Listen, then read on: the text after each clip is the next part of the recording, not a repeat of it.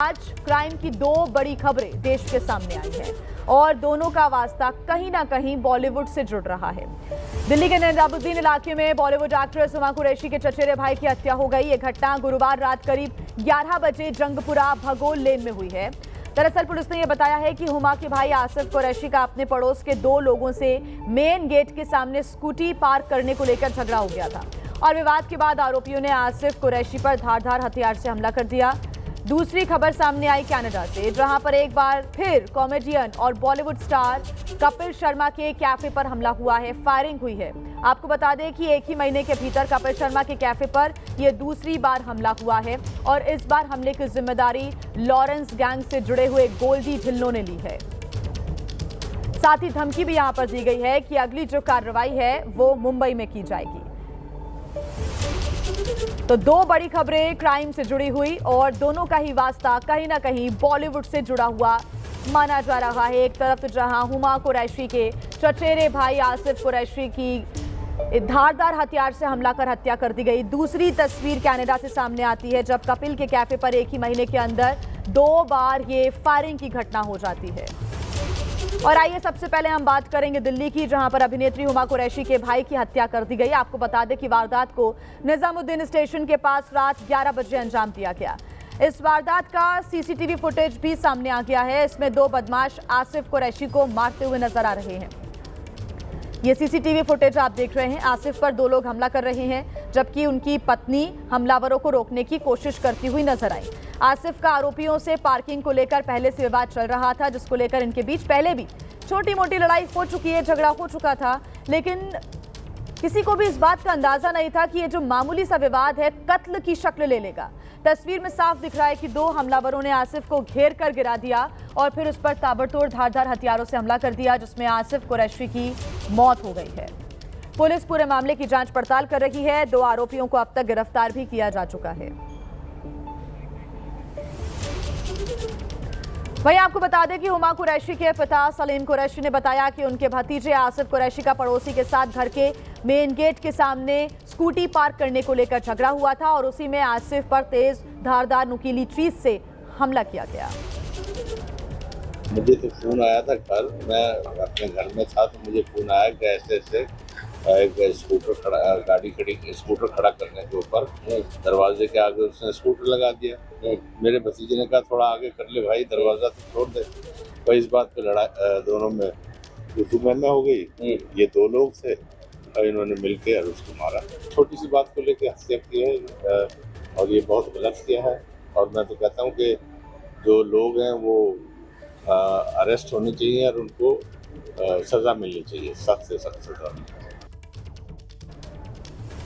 तो देखिए, परिजनों का लगातार ये कहना है कि पहले भी जो छोटा मोटा विवाद है वो स्कूटी के पार्किंग को लेकर हो चुका है, लेकिन किसी ने ये नहीं सोचा था कि ये जो छोटा मोटा विवाद है वो इतनी बड़ी वारदात की शक्ल में सामने आएगा। 2 आरोपी हमला कर देते हैं आसिफ कुरैशी पर, जिसमें उनकी मौत हो गई। आसिफ कुरैशी का लगातार यहाँ पर उनकी मौत को लेकर जांच की जा रही है। उनकी पत्नी का क्या कुछ कहना है, क्या बयान उन्होंने दिया है, आपको सुनवाते हैं। एक्ट्रेस हुमा कुरैशी के चचेरे भाई आसिफ कुरैशी की निजामुद्दीन में पार्किंग के विवाद को लेकर हत्या कर दी गई। आप देखिए तस्वीरों में ये क्राइम सीन है जहां पर रात में इस पूरी घटना को अंजाम दिया गया। बताया जा रहा है कि स्कूटी खड़ी करने को लेकर ये पूरा विवाद हुआ जो सामने आया। आप देखिए तस्वीरों में ये चीज़ें सामने निकालकर मैं आपको दिखाने की कोशिश करूंगा कि यहीं पर पार्किंग को लेकर ये पूरा विवाद हुआ। ये उनकी जो पत्नी है उनसे बात करता हूं। क्या हुआ ये पूरा मामला, बताएं मैम। जी, मेरे हस्बैंड के ऊपर इन्होंने जानलेवा वार पहले भी करा था नवंबर में और इन्होंने अब प्री प्लान इनका मर्डर करा है। और मैं इनको बचाने के लिए गई तो उसकी बहन जो थी वो बोली चली कि मारो इसको मारो, मुझे भी नीचे गिरा दिया। मैंने अपने हस्बैंड को देखा खून में लथपथ। मैंने अपने देवर को फोन करा, मैंने कहा जावेद भाई हम लोगों को मार डालेंगे। वो जैसे आए हम सीधा इनको हार्ट इंस्टीट्यूट लेके गए स्टोव के इलाज। ऑन द स्पॉट डॉक्टर ने कह दिया इनकी डेथ हो चुकी है। इन लोगों ने प्री प्लान मर्डर करा है मेरे हस्बैंड का। क्या ये पूरा मामला है और कैसे ये पूरा जो लड़ाई है वो बहुत ज़्यादा बढ़ गया? वो थोड़ा गाड़ी लगाने के घर के आगे उन्होंने मेरे भाई के घर के गेट पे गाड़ी लगाई थी, तो उसे हटाने पे उसी पे इतनी बात हो गई। और उन्होंने उससे पहले भी 1-2 बार मेरे भाई से झगड़ा करा था, और ये तो साजिश थी मारने की मेरे भाई को जी। कैसे मारा, किससे मारा, क्या कोई हथियार था या कुछ और? पता नहीं, वो तो और उनके चेस्ट पे ना एक वो नोकीला सा वो है, शायद ऐसा लग रहा है कि वो सुएं का पत्थर से भी मारा, और सुएं का निशान था जो बर्फ़ को तोड़ने वाला होता है जी जी। पार्किंग क्या महज गेट पे गाड़ी लगाने को लेकर लगा दी थी? हाँ बिल्कुल ही गेट पे लगा दी थी। मेरे भाई ने बोला कि आप थोड़ा सा भाई आगे लगा लो, तो उसी पे कहने लगा, गाली बकने लगा। क्या करते हैं कि सख्त से सख्त सजा मिले? सख्त सजा मिले, हमारे को न्याय मिलना चाहिए, उनको कड़ी से कड़ी सजा या फांसी की हम डिमांड करते हैं।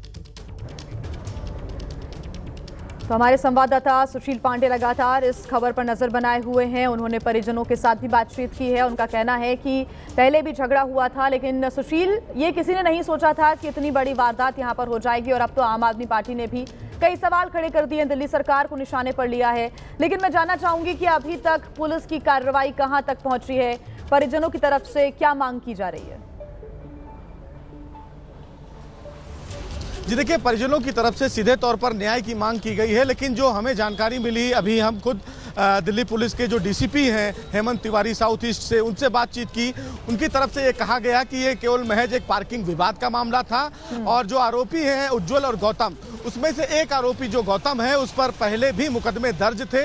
हमारी गौतम की जो चाची हैं उनसे भी बातचीत हुई। उन्होंने कहा कि इस पूरे मामले में जो गलती थी वो उज्जवल और गौतम की थी। आसिफ के घर के सामने उज्जवल और गौतम ने स्कूटी पार्क की थी। जब आसिफ ने अपने घर से स्कूटी हटाने की बात कही तो दोनों लड़ाई करने लगे, गाली गलौज करने लगे, जबकि उज्जवल और गौतम का घर एक घर छोड़कर दूसरा घर था, लेकिन बावजूद उसके आसिफ के घर के सामने उन लोगों ने गाड़ियां लगाई। चूंकि जो गौतम है वो क्रिमिनल बैकग्राउंड से जुड़ा हुआ था, इसलिए वो लड़ाई झगड़े में इन्वॉल्व हुआ। और जब उसी के घर के पड़ोसी सुरेश ने ये बचाने की कोशिश की तो कहीं ना कहीं ये जो विवाद है वो बहुत बढ़ गया। इसी बीच में जो गौतम है और उज्जवल है वो भाग के अंदर जाते हैं, कोई नुकीली चीज लेकर आते हैं और आसिफ के सीने पर हमला कर देते हैं। सीसीटीवी फुटेज में सीधे तौर पर यह दिखाया गया है कि किस तरह से आरोपी पहले आसिफ पर अटैक करते हैं, उसके बाद किसी नुकीली चीज पर उस पर वार भी करते हैं। ये जो पूरी घटना है वो कहीं ना कहीं चौंकाने वाली है कि महज पार्किंग के लिए एक आदमी को मार देना, ये बहुत अपने आप में दुखद और कहीं ना कहीं बड़ी बात है। सबसे बड़ी बात, जब इस पूरे मामले में दिल्ली पुलिस इन्वेस्टिगेशन को लेकर आगे बढ़ती है तो आरोपियों को तुरंत गिरफ्तार किया जाता है। जिस नुकीली चीज से अटैक किया गया था उसको फिलहाल जब्त कर लिया जाता है। जिस स्कूटी को लेकर विवाद हुआ था उसको जब्त कर लिया जाता है, सीज कर दिया जाता है। फॉरेंसिक टीम मौके पर पहुंचती है और उसके बाद पूछताछ कर रही है। अभी तक जो पूछताछ हुई है उन पूछताछ में आरोपियों की तरफ से केवल पार्किंग के विवाद का ही मामला सामने निकल कर आ रहा है, जबकि जो आसिफ की पत्नी है उनकी तरफ से आरोप लगाया गया है कि इससे पहले भी नवंबर में एक बार उन लोगों से लड़ाई हो गई थी। पड़ोसियों का भी ये कहना है कि नवंबर में भी लड़ाई हुई थी, लेकिन बीच बचाव करते हुए लोगों ने इस पूरे विवाद को सुलझा लिया था, कोई पुलिस कंप्लेन नहीं किया गया था। लेकिन जिस तरह से सवाल यहाँ पर खड़े हो रहे हैं कि सिर्फ क्या पार्किंग जैसा मामूली विवाद था या फिर कुछ और बात भी थी, क्योंकि पहले भी कई बार झगड़े हो चुके थे। हालांकि दिल्ली पुलिस लगातार पूरे मामले की जांच कर रही है। मशहूर कॉमेडियन कपिल शर्मा के कनाडा के सरे स्थित कैफे पर एक बार फिर फायरिंग की घटना सामने आई है और ये दूसरी बार है जब उनके कैफे को निशाना बनाया गया है। 1 महीने के अंदर दूसरी बार फायरिंग से सनसनी है। पुलिस अब इस पूरे मामले की जांच में जुटी हुई है। मुंबई से लेकर कनाडा तक इस मामले में पुलिस सुराग तलाश रही है। तो कनाडा के सरे स्थित कैप्स कैफे पर फायरिंग हुई है। 1 महीने के अंदर ये दूसरी बार ऐसी घटना हुई जब फायरिंग कैप्स कैफे पर हुई है, यानी कि कपिल शर्मा के कैफे पर ये फायरिंग हुई है।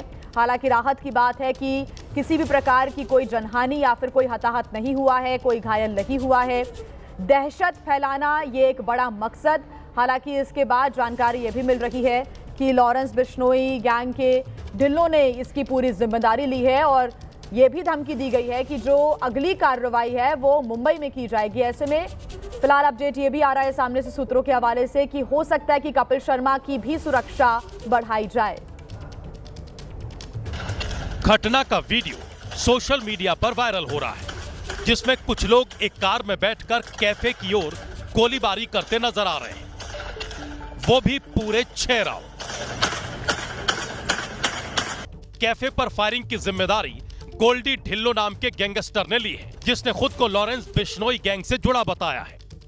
सोशल मीडिया पोस्ट पर उसने मुंबई में भी कार्रवाई की धमकी दी है। कपिल शर्मा के कैफे में गोलियां तब चली जब कुछ कर्मचारी रेस्टोरेंट के अंदर थे। राहत की बात यह है कि फायरिंग में कोई घायल नहीं हुआ। कपिल शर्मा ने 3 दिन पहले ही अपने कैफे पर गोलीबारी को लेकर सोशल मीडिया पर लिखा था कि उनका परिवार डरने वाला नहीं है। 1 महीने के अंतराल में दूसरी बार गोलीबारी होने के बाद भी अब तक किसी को गिरफ्तार नहीं किया गया है। स्थानीय पुलिस ने जांच शुरू कर दी है। तो देखिए, पुलिस ने कपिल शर्मा के कैफे पर फायरिंग की जांच भी शुरू कर दी है। 2 गैंग्स गुरप्रीत सिंह उर्फ गोल्डी ढिल्लो और लॉरेंस बिश्नोई ने सोशल मीडिया पर पोस्ट डालकर इस हमले की जिम्मेदारी ली है। आपको बता दें कि 1 महीने में दूसरी बार हमले को लेकर अब पुलिस अलर्ट है। कनाडा से लेकर मुंबई और देश भर में एजेंसियां सतर्क हो गई हैं। मुंबई पुलिस सतर्क हो गई है और कपिल शर्मा की सुरक्षा सुनिश्चित करना चाहती है। पिछली बार जब फायरिंग हुई थी उसके बाद मुंबई पुलिस की एक टीम DLH इनक्लेव पहुंची थी और यहां पर मुआयना किया था, कपिल शर्मा से जानकारी हासिल की थी और उनकी सुरक्षा की स्थिति का मुआयना किया था। कल कनाडा के सर्रे स्थित कैप्स कैफे पर फायरिंग की घटना हुई और इस फायरिंग की घटना में 25 गन शॉट सुने गए और सोशल मीडिया पर 2 गैंग, एक गुरप्रीत सिंह उर्फ गोल्डी ढिल्लन का गैंग और दूसरा लॉरेंस बिश्नोई का गैंग, इन दोनों ही गैंग ने सोशल मीडिया पर दावा किया कि ये फायरिंग उनकी तरफ से की गई। साथ ही साथ फायरिंग का जो एक वीडियो है उसमें ये भी कहा जा रहा है कि हमने टारगेट को फ़ोन किया था लेकिन उसे हमारी आवाज़ सुनाई नहीं दी, इसलिए हमें ये एक्शन लेना पड़ा। अगली बार हमारी आवाज़ नहीं सुनेगा तो मुंबई में इससे बड़ा एक्शन लेंगे। ये एक चेतावनी भरा मैसेज भी इस वीडियो में सुना जा सकता है, जिसके बाद से मुंबई पुलिस अलर्ट पर है। और देखिए, कैफे पर फायरिंग मामले से जुड़ा हुआ एक बड़ा खुलासा हुआ है। सलमान खान को कार्यक्रम में बुलाने की वजह से ये फायरिंग की गई है। लॉरेंस गैंग के शूटर हैरी बॉक्सर का धमकी भरा ऑडियो भी सामने आया है और इसमें ऑडियो में सुना जा सकता है हैरी ये कह रहा है कि जो भी सलमान के साथ काम करेगा मारा जाएगा। कपिल शर्मा के रेस्टोरेंट पर पहले भी फायरिंग हो चुकी है और अब दोबारा फायरिंग हुई है। 1 महीने के अंदर 2 बार ऐसी घटनाएं सामने आ चुकी है। हैरी बॉक्सर ने दावा किया है कि ये हमला इसलिए किया गया क्योंकि कपिल शर्मा ने नेटफ्लिक्स शो के उद्घाटन पर सलमान खान को बुलाया था। ऑडियो में उसने चेतावनी दी कि अगली बार किसी भी डायरेक्टर, प्रोड्यूसर या फिर कलाकार को पहले से नहीं चेताया जाएगा बल्कि सीधे गोली मारी जाएगी, ये धमकी भी दी जा रही है। हालांकि एबीपी न्यूज इस ऑडियो की पुष्टि नहीं करता है। मैं Harry boxer Lawrence Bishnoi gang से। ये जो कपिल शर्मा पे पहले और अब ये जो फायरिंग हुई है ये इसलिए हुई है, इसने सलमान खान को उद्घाटन पे बुलाया था नेटफ्लिक्स के शो पे और अगली बार जो भी डायरेक्टर, प्रोड्यूसर, कलाकार, इनको सारों को वार्निंग नहीं देंगे। अब सीधी AK-47 ही चलेगी इनकी छाती पे। और मुंबई में ये वार्निंग है सभी को, छोटे मोटे कलाकारों को, छोटे मोटे प्रोड्यूसरों को, सभी को। अब हम मुंबई का माहौल इतना खराब कर देंगे कि तुम लोगों ने सोचा भी नहीं होगा तुम्हारी जिंदगी में, ठीक है। अगर इसके साथ किसी ने भी काम किया, चाहे कोई छोटा मोटा कलाकार हो, छोटा मोटा डायरेक्टर, प्रोड्यूसर हो, हम किसी को भी नहीं छोड़ेंगे, हम मार देंगे उसको। किसी भी हद तक जाना पड़ेगा हमारे को उसको मारने के लिए, हम उसको मार देंगे, ठीक है। अगर सलमान खान के साथ किसी ने काम किया तो वो खुद की मौत का जिम्मेदार खुद होगा। जय श्री राम, जय बलकारी। तो ये ऑडियो सामने आया है। हालांकि एबीपी न्यूज इस ऑडियो की पुष्टि नहीं करता है, लेकिन इस ऑडियो में सुना जा सकता है। इसमें हैरी बॉक्सर कह रहा है कि जो भी सलमान खान के साथ काम करेगा उसको हम छोड़ेंगे नहीं। हमारे साथ ज्यादा जानकारी के साथ हमारे संवाददाता मुंबई से मृत्युंजय सिंह जुड़ गए हैं। मृत्युंजय, अपडेट आप दीजिए कि अभी तक पुलिस की तरफ से क्या कदम उठाए जा रहे हैं। 2 घटनाएं सामने आ जाती हैं, प्लस चेतावनी सोशल मीडिया पर भी दी जाती है कि अगली कार्रवाई मुंबई में होगी। ऐसे में कपिल शर्मा की क्या सुरक्षा को बढ़ाया जाएगा? और अब एक और नया एंगल सामने आ रहा है कि क्योंकि सलमान खान के साथ कपिल शर्मा ने काम किया, उद्घाटन पर बुलाया, इसी वजह से इस घटना को अंजाम दिया गया। देखिए, निश्चित तौर पर मैं आपको 2 से 3 बातें बताते हुए कुछ अपडेट देना चाहता हूं। पहला एक कि 1 महीने के अंदर ही कपिल शर्मा का जो कैफ़े है सर्रे में, कैप्स कैफ़े, उस पर दूसरी बार फायरिंग हुई है। और इस फायरिंग में जो दावा किया गया है, लॉरेंस बिश्नोई गैंग की तरफ से भी दावा किया गया है कि उन्होंने फायरिंग की है। और ये भी कहा है कि हमने रिंग किया था, रिंग का जवाब नहीं दिया, इसलिए हमने ये एक्शन लिया है। मुंबई में इससे बड़ा आवाज़ सुनाई देगा या कुछ एक्शन करेंगे। इसके बाद से मुंबई पुलिस सतर्क है। पिछली बार ही आपको बता दें कि जब फायरिंग हुई थी 10 जुलाई को, तभी मुंबई पुलिस ने सुरक्षा का मुआयना किया था, कपिल शर्मा से मुलाकात की थी और कपिल शर्मा से सुरक्षा के बारे में बात की थी, लेकिन कपिल शर्मा ने कोई शिकायत नहीं कराई। लेकिन इस बार खुद मुंबई पुलिस वापस जाकर अप्रोच करेगी और ऐसा संभव है कि मुंबई पुलिस कपिल शर्मा को अतिरिक्त सुरक्षा प्रदान कर सकती है, जो कि अभी ज़्यादातर सुरक्षा प्राइवेट गार्ड्स के पास है। एक पहला अपडेट ये है। दूसरा अपडेट जो हमने ऑडियो अभी सुना है, जिसकी पुष्टि हम नहीं कर रहे हैं, यह हैरी बॉक्सर का है, जो कि भारत से बाहर रहता है और लॉरेंस बिश्नोई गैंग से जुड़ा हुआ है। इसके ऑडियो को भी मुंबई पुलिस क्राइम ब्रांच ने गंभीरता से लिया है और इस जांच की जा रही है कि क्या वाकई में इसका कोई गैंग का सदस्य मुंबई में सक्रिय है, उस पर ये कार्रवाई की जा रही है। तीसरी बात आपको बता दूं, अब इसका संबंध कपिल शर्मा से है नहीं है ये भविष्य में पता चलेगा, लेकिन 4 दिन पहले मुंबई पुलिस की क्राइम ब्रांच ने हरियाणा के 5 शूटरों को गिरफ्तार किया है। 5 शूटरों के पास से 4 पिस्टल और 50 कारतूस बरामद किए हैं। ये जांच की जा रही है कि ये शूटर किस लिए आए थे, ये हथियार लेकर मुंबई क्यों आए थे और क्या इस कपिल शर्मा प्रकरण का कोई संबंध है, इसकी जांच की जा रही है। इसलिए हम अभी इस पर ज्यादा टिप्पणी नहीं कर सकते क्योंकि आधिकारिक तौर पर कोई जानकारी बयान नहीं आया है। लेकिन 5 शूटर पकड़े जाना मुंबई शहर में 50 कारतूस के साथ, 4 पिस्टल हथियार के साथ में, तो कहीं न कहीं सवाल खड़े होते हैं। तो कुल मिलाकर कपिल शर्मा की सुरक्षा को लेकर मुंबई पुलिस सतर्क है।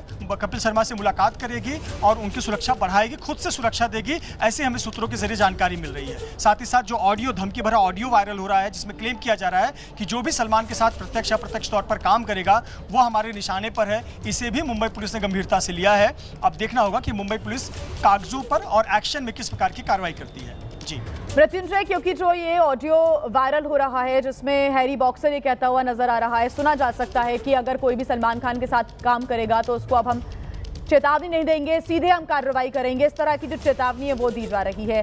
सलमान खान की और कपिल शर्मा की करीबियां रही हैं, वो उनके शो के प्रोड्यूसर भी रहे हैं एक समय में, और नेटफ्लिक्स पे जब शुरू हुआ ये कार्यक्रम कपिल शर्मा का, तब सलमान खान को विशेष अतिथि के तौर पर भी बुलाया गया। तो उनकी करीबियां तो हमने देखी हैं, लेकिन इसमें कपिल शर्मा की भी मुश्किलें अब बढ़ती हुई नजर आ रही हैं, क्योंकि सलमान खान के साथ तो उनका जुड़ाव रहा ही है। ऐसे में अतिरिक्त सुरक्षा कब तक प्रदान की जा सकती है? कपिल शर्मा की तरफ से क्या कोई भी प्रतिक्रिया अब तक सामने आई है? और क्या लगता है कि इस बार कपिल शर्मा खुद जाकर इस पूरे मामले को लेकर शिकायत करवाएंगे?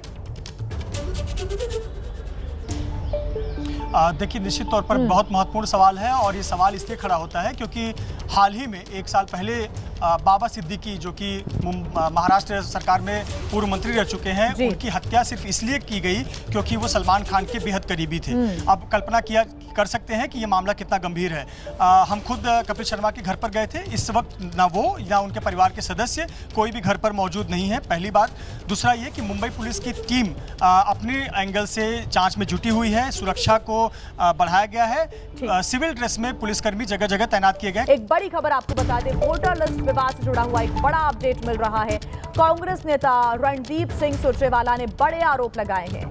कहा है कि चुनाव आयोग की पारदर्शिता प्रक्रिया शुरू, महाराष्ट्र, बिहार, मध्य प्रदेश, राजस्थान के ई वोटर पेज सुबह से ही बंद। सुरजेवाला ने चुनाव आयोग की वेबसाइट का स्क्रीनशॉट भी शेयर किया है। इस स्क्रीनशॉट में दिख रहा है कि इलेक्शन कमीशन की वेबसाइट नहीं खुल पा रही है। तो ये बड़े आरोप लगाए सुरजेवाला ने। आपको बता दें कि लगातार बिहार में विधानसभा चुनाव से पहले जो मतदाता विशेष गहन पुनरीक्षण यानी कि SIR की जो प्रक्रिया है वो चली, लेकिन उसके बाद विवाद लगातार शुरू हुए, सियासी सरगर्मियां शुरू हुई और राहुल गांधी के गंभीर आरोपों के बाद अब सुरजेवाला कह रहे हैं कि चुनाव आयोग की जो पारदर्शिता प्रक्रिया है वो शुरू हो गई है। यानी कि वो तंज कसते हुए कह रहे हैं कि पारदर्शिता प्रक्रिया शुरू हो गई है और महाराष्ट्र, बिहार, MP, राजस्थान के ई वोटर पेज सुबह से ही बंद है, जो कि नहीं खुल रहे। उन्होंने एक स्क्रीनशॉट भी शेयर किया। केन्या में बड़ा विमान हादसा हुआ के रिहायशी इलाके में विमान गिरा और हादसे में 6 लोगों की मौत की खबर है। ये बड़ी जानकारी केन्या से बड़ी खबर है। बड़ा विमान हादसा यहाँ पर हुआ, जो तस्वीरें सामने आ रही हैं उससे भी कितना भयानक ये हादसा रहा होगा उसका अंदाजा आप लगा सकते हैं। रिहायशी इलाके में ये विमान गिरा है और इससे नुकसान बहुत भारी और बड़ा हुआ होगा, इसकी आशंका जताई जा रही है। हादसे में 6 लोगों के मौत की खबर है। ये बड़ी खबर, बड़ा विमान हादसा केन्या में हुआ है। अब इस हादसे की वजह क्या रही, इसकी जांच होगी, लेकिन सबसे पहले अभी जो अपडेट वहां से सामने आ रहा है वो ये कि हादसे में 6 लोगों की मौत हो गई है। बड़ा विमान हादसा, रिहायशी इलाके में ये विमान गिरा है। बहुत बड़ी संख्या में लोग वहां पर, और जहां ये हादसा हुआ वहां धुआं पूरा इलाका हो गया है, वो आप देख पा रहे हैं। 6 लोग जिनकी जान गई है इस हादसे में। केन्या से ये बड़ी खबर, बड़ा विमान हादसा। ಮಹಾತ್ಮ ಗಾಂಧೀಜಿ ಅವರು, ಬಾಬಾ ಸಾಹೇಬ್ ಅಂಬೇಡ್ಕರ್ ಅವರು, ಜವಾಹರ್ಲಾಲ್ ನೆಹರೂಜಿ ಅವರು, ಸರ್ದಾರ್ ಪಟೇಲ್ ಅವರ ಧ್ವನಿ ಇದರಲ್ಲಿ ನಮಗೆ ಕೇಳಿ ಬರ್ತಾ ಇದೆ। मगर इस किताब में बसवना जी, नारायण गुरु, फूले जी, इनकी भी आवाज गूंजती है। ಹಾಗೇನೆ ಈ ಒಂದು ಗ್ರಂಥದಲ್ಲಿ ಬಸವಣ್ಣ ಅವರ ಧ್ವನಿ, ಫುಲೆ ಅವರ ಧ್ವನಿ, ಎಲ್ಲರ ಧ್ವನಿ ಕೂಡ ಕೇಳಿ ಬರ್ತಾ ಇದೆ। और इसकी नींव, इसका foundation, one man one vote. ಈ ಒಂದು ಪುಸ್ತಕದ ಮೂಲಭೂತ ಅಡಿಪಾಯ ಏನಂತಂದ್ರೆ ಒಬ್ಬ ಮನುಷ್ಯನಿಗೆ ಒಂದೇ ಮತ ಅನ್ನಂತದ್ದು ಅದರ ಅಡಿಪಾಯ। हर हिंदुस्तानी नागरिक को यह संविधान एक वोट का अधिकार देता है। ಪ್ರತಿಯೊಬ್ಬ ಭಾರತೀಯ ಪ್ರಜೆಗೂ ಕೂಡ ಈ ಸಂವಿಧಾನ ಪುಸ್ತಕದ ಮುಖಾಂತರವಾಗಿ ಒಂದೇ ಒಂದು ಮತದ ಹಕ್ಕು ಎಲ್ಲರಿಗೂ ಕೂಡ ಕೊಡುವಂತದ್ದು। पिछले चुनाव में बीजेपी ने कहा, मोदी जी ने, इनके नेताओं ने इस पर आक्रमण किया। ಕಳೆದ ಚುನಾವಣೆಯಲ್ಲಿ ಬಿಜೆಪಿಯ ಮುಖಂಡರುಗಳು, ನರೇಂದ್ರ ಮೋದಿಜಿ ಅವರು, ಅವರ ಪಕ್ಷದ ಕಾರ್ಯಕರ್ತರು ಈ ಒಂದು ಪವಿತ್ರವಾದಂತಹ ಗ್ರಂಥದ ಮೇಲೆ ಬೇರೆ ಬೇರೆ ರೀತಿಯಾದಂತಹ ಪ್ರಹಾರಗಳನ್ನ ಮಾಡಿದ್ದಾರೆ। हिंदुस्तान की संस्थाओं को खत्म करके इस पर आक्रमण किया। ಭಾರತ ದೇಶದ ವಿವಿಧವಾದಂತಹ ಸಂಸ್ಥೆಗಳನ್ನ ಅದರ ಮೇಲೆ ಪ್ರಹಾರ ಮಾಡಿ ಈ ಒಂದು ಸಂವಿಧಾನನ ಮುಗಿಸಂತ ಷಡ್ಯಂತ್ರ ಪ್ರಯತ್ನ ಮಾಡಿದ್ರು। पिछले चुनाव में हमारे सामने एक सवाल उठा।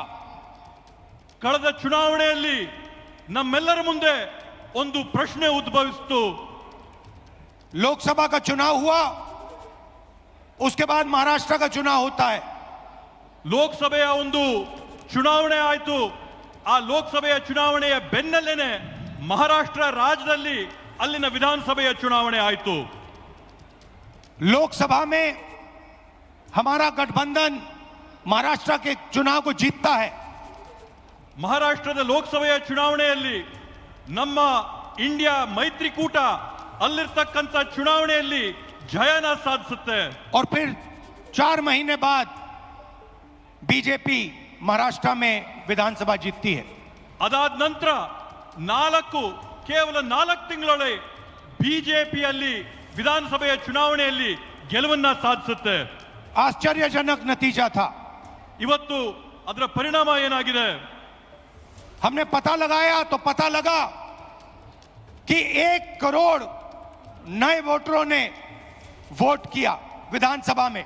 ಇವತ್ತು ನಾವು ಆ ಒಂದು ಫಲಿತಾಂಶದಲ್ಲಿ ಪತ್ತೆ ಹಚ್ಚಿದ್ದೇನಂತಂದ್ರೆ ವಿಧಾನಸಭೆಯ ಚುನಾವಣೆಯಲ್ಲಿ ಹೊಸದಾಗಿ 1 ಕೋಟಿ ಜನ ಮತದಾನ ಮಾಡಿದ್ದಾರೆ ಅಂತ ಹೇಳಿ। 1 करोड़ नए लोग जिन्होंने लोकसभा में अपना वोट नहीं डाला था, जादू से ये विधानसभा में वोट डालने निकल आए। 1 ಕೋಟಿ ಜನ ಲೋಕಸಭೆಯ ಚುನಾವಣೆಯಲ್ಲಿ ಯಾರು ಮತ ಹಾಕಿರ್ಲಿಲ್ವೋ ಆ ಜನ 1 ಕೋಟಿ ಜನ ಹೊಸದಾಗಿ ಮಹಾರಾಷ್ಟ್ರದಲ್ಲಿ ನಡೆದಂತ ವಿಧಾನ ಪರಿಷತ್ತಿನ ಚುನಾವಣೆಯಲ್ಲಿ मतदान ಮಾಡಿರತಕ್ಕಂತದ್ದನ್ನ ನಾವು ಗಮನಿಸಿದ್ದೇವೆ। और जहां भी ये नए वोटर आए वहां पर बीजेपी चुनाव जीती। ಅದರ ನೇರವಾದಂತ ಪ್ರತಿಫಲ ಏನಾಗುತ್ತಂತಂದ್ರೆ ಆ ಚುನಾವಣೆಯಲ್ಲಿ ಬಿಜೆಪಿ ಪಕ್ಷ ಜಯನ ಸಾಧಿಸುತ್ತೆ। हमारे गठबंधन के वोट कम नहीं हुए। ನಮ್ಮ ಒಂದು ಮೈತ್ರಿಯ ಫಲಿತಾಂಶದಲ್ಲಿ ನಮ್ಮ ಮತಗಳ ಸಂಖ್ಯೆಯಲ್ಲಿ ಯಾವುದೇ ಒಂದು ಚೂರು ಕೂಡ ಕಡಿಮೆ ಆಗಿಲ್ಲ। जितने हमें लोकसभा में मिले उतने ही हमें विधानसभा में मिले। ನಮಗೆ ಲೋಕಸಭೆಯ ಚುನಾವಣೆಯಲ್ಲಿ ಎಷ್ಟು ಮತಗಳು ನಮಗೆ ಸಿಕ್ಕಿತ್ತೋ ವಿಧಾನಸಭೆಯ ಚುನಾವಣೆಯಲ್ಲಿ ಕೂಡ ನಮಗೆ ಅಷ್ಟೇ ಮತ ಸಿಕ್ತು। और सारे के सारे जो वोटर बढ़ाए गए वो बीजेपी के खाते में गए। ಆದ್ರೆ ಹೊಸದಾಗಿ ಏನು ಮತಗಳನ್ನ ಪಟ್ಟಿಗೆ ಸೇರಿಸಿದ್ರು ಆ ಎಲ್ಲಾ ಮತಗಳು ಕೂಡ ಬಿಜೆಪಿ ಪಕ್ಷದ ತೆಕ್ಕೆಗೆ ಹೋದಂತಾಗಿದೆ। उस दिन हमने डिसाइड किया कि कुछ ना कुछ दाल में काला है। ಆವತ್ತು ನಾವು ತೀರ್ಮಾನ ಮಾಡಿದ್ವಿ ಈ ಒಂದು ಚುನಾವಣೆಯ ಪ್ರಕ್ರಿಯೆಯಲ್ಲಿ ಏನೋ ಒಂದು ಸಂದೇಹಾಸ್ಪದವಾದಂತ ವಿಷಯ ಇದೆ ಅಂತ ಹೇಳಿ। कर्नाटक में हमारी जो सर्वेस थी, हमारी जो पोलिंग थी, हमें 16, 15 या 16 सीट दे रही थी। ನಮಗೆ ಕರ್ನಾಟಕ ರಾಜ್ಯದಲ್ಲಿ ಲೋಕಸಭೆಯ ಚುನಾವಣೆಯ ಸಂದರ್ಭದಲ್ಲಿ ನಾವು ನಡೆಸಿದಂತ ಆಂತರಿಕವಾದಂತ ಸಮೀಕ್ಷೆಯಲ್ಲಿ ಖಚಿತವಾಗಿ ನಮಗೆ 15ರಿಂದ 16 सीट ಬಂದೇ ಬರುತ್ತೆ ಅಂತ ವಿಶ್ವಾಸ ನಮಗೆ। हमारी पोलिंग के मुताबिक 16 सीटों में हम आगे थे, हमें जीतना था। ನಮ್ಮ ಒಂದು ಆಂತರಿಕ ಸಮೀಕ್ಷೆ ಸ್ಪಷ್ಟವಾಗಿ ನಮಗೆ ಹೇಳ್ತು ಕರ್ನಾಟಕ ರಾಜ್ಯದಲ್ಲಿ 16 ಲೋಕಸಭೆ ಸೀಟ್ಗಳನ್ನ ನಾವು ಗೆಲ್ಲೇಬೇಕಂತ ಹೇಳಿ। और हम जीते 9 में।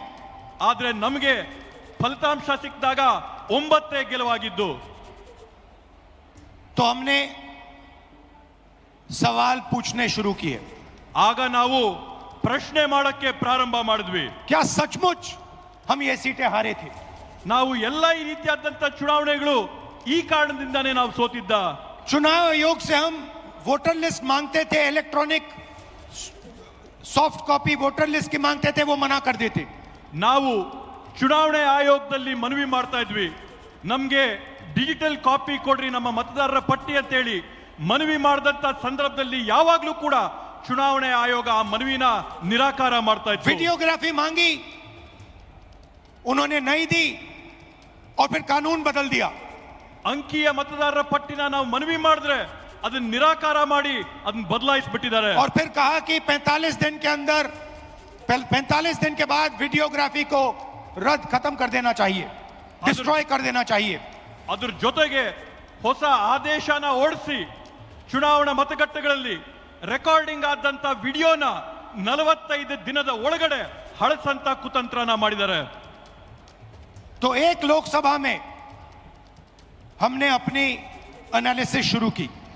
ಆದ್ರಿಂದ ನಾವು ಒಂದು ಲೋಕಸಭಾ ಕ್ಷೇತ್ರದಿಂದ ನಮ್ಮ ವಿಶ್ಲೇಷಣೆನ ನಾವು ಪ್ರಾರಂಭ ಮಾಡಿದ್ವಿ। बेंगलोर सेंट्रल की लोकसभा और उसमें हमने एक विधानसभा चुनी, महादेवापुरा। ಬೆಂಗಳೂರು ಕೇಂದ್ರ ಬ್ಯಾಂಗ್ಳೂರ್ ಸೆಂಟ್ರಲಿನ ಲೋಕಸಭೆ ಕ್ಷೇತ್ರದಲ್ಲಿ ಒಂದು ವಿಧಾನಸಭೆಯ ಕ್ಷೇತ್ರವಾದಂತ ಮಹದೇವಪುರ ಕ್ಷೇತ್ರದ ಫಲಿತಾಂಶನ ನಾವು ವಿಶ್ಲೇಷಣೆ ಮಾಡಿದ್ವಿ। और आपने मेरा कल प्रेस कॉन्फ्रेंस देखा होगा, उसमें हमने 100% साबित कर दिया है कि इलेक्शन कमीशन और बीजेपी ने मिलकर आपसे कर्नाटका से लोकसभा चुराई है। ನೀವು ನಿನ್ನೆ ನಾನು ಮಾಡಿದಂತ ಪತ್ರಿಕಾಗೋಷ್ಠಿಯಲ್ಲಿ ನೋಡಿರಬಹುದು, ನಾವು ಆ ಪತ್ರಿಕಾಗೋಷ್ಠಿಯಲ್ಲಿ 100ಕ್ಕೆ 100 ಸಾಬೀತು ಮಾಡಿದೀವಿ ಚುನಾವಣೆ ಆಯೋಗ ಮತ್ತೆ ಬಿಜೆಪಿ ಪಕ್ಷ ಸೇರ್ಕೊಂಡು ಈ ಚುನಾವಣೆಯಲ್ಲಿ ಮಾಡಿರ್ತಕ್ಕಂಥ ಮೋಸನ। महादेवापुरा में 6.5 लाख वोट हैं असेंबली में। ಮಹದೇವಪುರ ಮತಕ್ಷೇತ್ರದಲ್ಲಿ 6.5 ಲಕ್ಷ ಮತಗಳಿವೆ और उसमें से 1,250,000 वोट चोरी किए गए हैं। ಅದರಲ್ಲಿ 1,250,000 ಮತಗಳನ್ನ ಇವತ್ತು ಮತಗಳ್ಳತನ ಆಗಿದೆ ಅಂತ ಹೇಳಿ ಘಂಟಾಘೋಷವಾಗಿ ಹೇಳ್ತೀನಿ। मतलब 6 में से 1 वोट इन्होंने चोरी किया है। ಅದರ ಅರ್ಥ ಏನಂತಂದ್ರೆ 6 ಮತಗಳಲ್ಲಿ 1 ಮತನ ಇವ್ರು ಕಳ್ತನ ಮಾಡಿದಾರೆ ಅಂತ ಹೇಳಿ। 5 तरीके से चोरी की गई है। 5 ವಿಧಗಳಲ್ಲಿ ಈ ಮತಗಳ ಕಳ್ತನ ಆಗಿದೆ। डुप्लीकेट वोटर मतलब एक वोटर अनेक बार वोटिंग कर रहा है। ದ್ವಿಪ್ರತಿಯ ಮತದಾರರ ಏನು ಪಟ್ಟಿ ಇರ್ತದೆ ಅದರಲ್ಲಿ ಒಬ್ಬ ಮತದಾರ ಹಲವಾರು ಬಾರಿ ಅವರ ಹೆಸರುಗಳು ಮತಪಟ್ಟಿಯಲ್ಲಿ 4 अलग अलग पोलिंग बूथ में वोट डाल रहा है, 5-6 अलग पोलिंग बूथ में वोट डाल रहा है। 4-5 ಮತಗಟ್ಟೆಗಳಲ್ಲಿ ಅವನು ಹೋಗಿ ಮತದಾನ ಮಾಡಿ ಬರ್ತಾ ಇದ್ದಾನೆ। ऐसे तकरीबन 12,000 वोटर हैं। ಈ ರೀತಿಯಾದಂತದ್ದು ಸರ್ಸಮಾನವಾಗಿ 12,000 मतಗಳು ಇವತ್ತು ನಾವು ಕಂಡಿದ್ದೇವೆ। फेक एंड इनवैलिड एड्रेस मतलब इनका पता नहीं है या फिर 0 नंबर एड्रेस है। ನಕಲಿಯಾದಂತ ವಿಳಾಸಗಳಲ್ಲಿ ಅವರ ವಿಳಾಸ ಸಿಗದೇ ಇದ್ದಂತವರು ಈ ಪಟ್ಟಿಗಳಲ್ಲಿದ್ದಾರೆ। तकरीबन 40,000 ऐसे वोट हैं। ಹತ್ತತ್ರ 40,000 ಈ ರೀತಿಯಾಗಿ ವಿಳಾಸ ಸಿಗದೇ ಇದ್ದಂತ ಮತದಾರರು ನಾವು ಗುರುತಿಸಿದ್ದೇವೆ. बल्क वोटर एक एड्रेस में, ಒಂದೇ ವಿಳಾಸದಲ್ಲಿ ದೊಡ್ಡ ಸಂಖ್ಯೆಯಲ್ಲಿ ಮತದಾರರ ನೋಂದಣಿಯಾಗಿರ್ತಕ್ಕಂಥದ್ದನ್ನ ನಾವು ಗುರುತಿಡಿದ್ದೇವೆ. एक बेडरूम का घर है और उसमें 40-50 लोग रहते हैं. ಒಂದೇ ಒಂದು ಕೊಠಡಿಯ ಮನೆ ಇದೆ. ಆ ಒಂದು ಕೊಠಡಿಯ ಮನೆಯಲ್ಲಿ 40, 50, 80 ಜನ ವಾಸ ಇದ್ದಾರೆ. और जब उनको वहां हम ढूंढने जाते हैं वहां पे कोई नहीं है. ಅಲ್ಲಿ ನಾವು ನಮ್ಮ ಜನನ ಕಳಿಸಿದಂತ ಸಂದರ್ಭದಲ್ಲಿ ಅಲ್ಲಿ Tasgaon seat number AC 287 vote increase हुए 11,707 सीट जीते 27,644 से। कौन जीते? शरद पवार जी की पार्टी के रोहित सुमन आभा पाटिल। सीट नंबर 253 इन्हीं के एक सहयोगी PWPI के। सीट पे वोट बढ़े 20,995 और वोट का मार्जिन आया 25,386 डॉक्टर बाबा साहब अन्ना साहब देशमुख। ये मेरे पास उन सब सीटों की सूची है। शायद अपने गिरेबा में झांकना नहीं आता।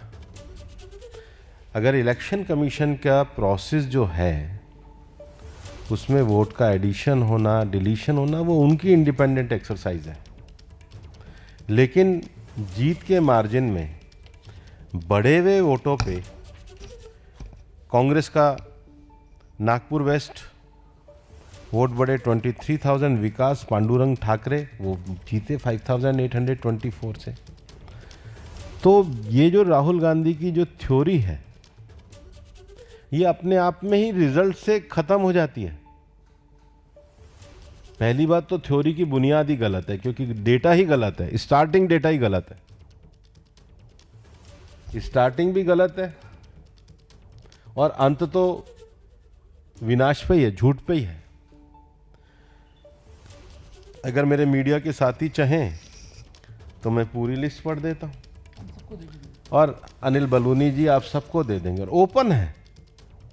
लेकिन ये देखना चाहिए कि एक प्रतिपक्ष की पार्टी चुनाव हारने के बाद किस तरह लगातार तथ्यों के आधार पर झूठ का काम कर रही है।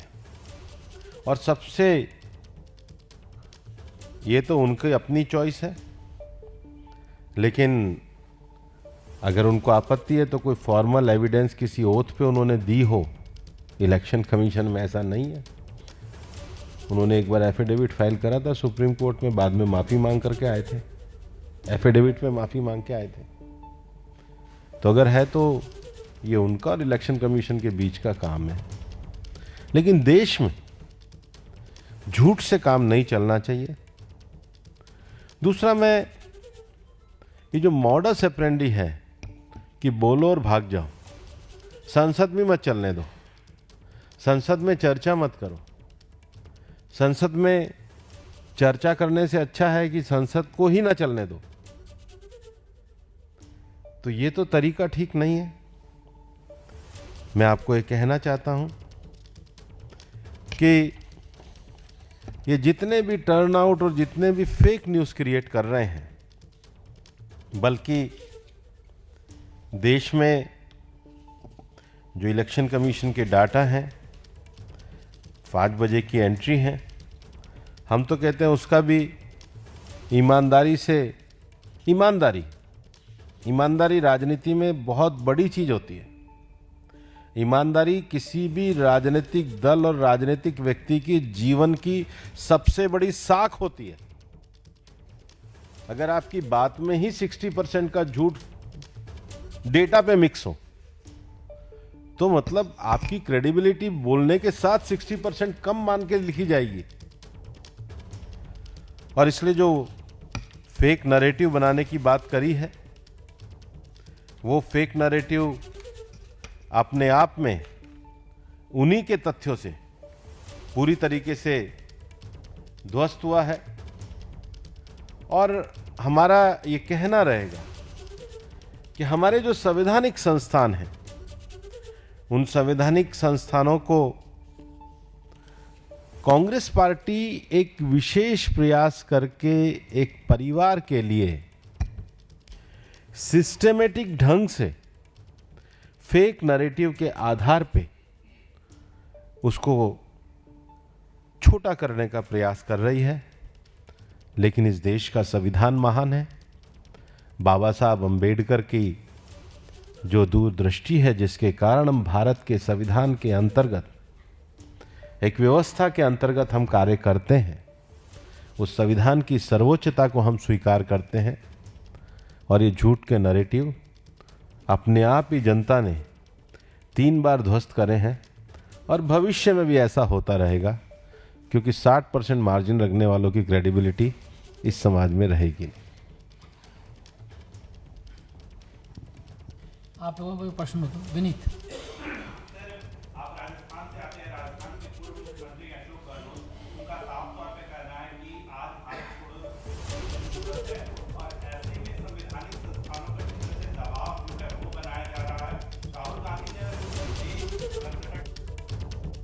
कर्नाटक में सीट चोरी की गई है। 1 लोकसभा को हमने जांच करके निकाला है।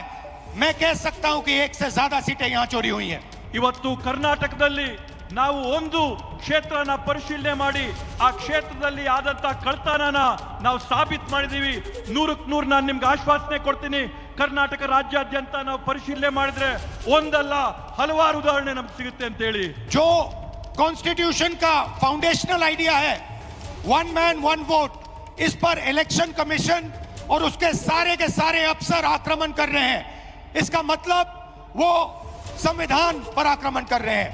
ಇವತ್ತು ಸಂವಿಧಾನದ लोगों को पालन करना पड़ता है और इसलिए कोई भी प्रक्रिया से ऊपर नहीं है। और आप प्रक्रिया मानो ना मानो ये आपके ऊपर है, लेकिन ये देश तो संविधान और प्रक्रिया से चलते हैं। इस प्रक्रिया से अबोव कोई परिवार और कोई व्यक्ति नहीं हो सकता है। आप पूछ लो, पहले आप पूछ लो।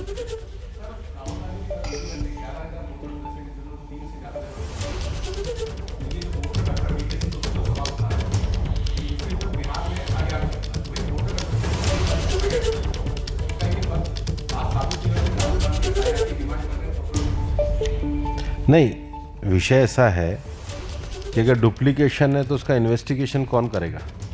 चुनाव आयोग करेगा। तो चुनाव आयोग की प्रक्रिया में सबको शामिल होना चाहिए। वो ये तो बताएं जहाँ पर 30,000, 40,000, 35,000 वोट बढ़ रहे हैं, वहाँ उनका गठबंधन कैसे क्यों जीत रहा है? फेयरनेस के कारण ही तो जीत रहा है।